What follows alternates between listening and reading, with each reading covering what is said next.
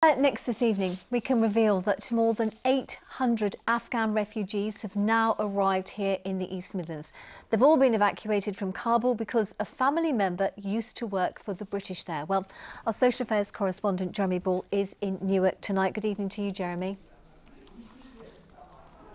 Hello there, Anne. Yeah, this town might be thousands of miles away from Afghanistan, but there are already some pretty strong links. Soldiers from Newark fought and lost friends in Helmand province. Well, now some of their interpreters have been given refuge back here, and these are interpreters who've had a pretty traumatic few weeks since the Taliban swept in. They've come out on these evacuation flights to protect them from reprisals, with their families and only the clothes they were wearing and a single piece of hand luggage. Then they had to spend 10 days in COVID quarantine. Now most of them are waiting for councils to find them somewhere to live.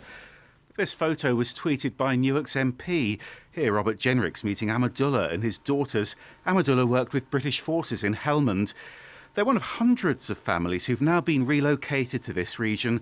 East Midlands councils say they've now moved 7 of those families into empty properties. They're all in Nottingham or Nottinghamshire. Another 797 refugees are waiting for homes across the East Midlands. They're in 6 so-called bridging hotels. And so far, there have been 70 pledges of homes. We know about 21 of those in Nottinghamshire, 10 more in Leicester, and some at disused military bases in Leicestershire and Rutland. And last night, Harborough Council voted to house at least 2 Afghan families.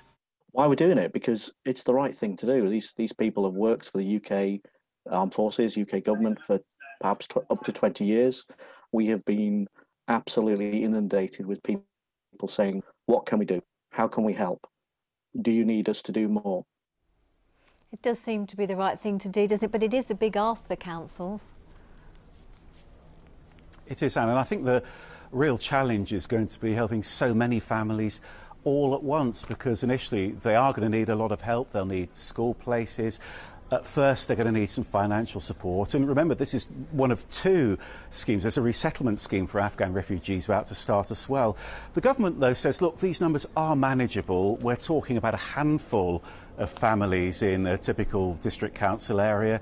Those areas typically have hundreds of empty homes. The other thing is that councils are going to get extra money for this. Some of that money is going to be used for English language tuition, and the idea about that is to get these refugees into jobs as quickly as possible. OK, Jeremy, thank you very much indeed.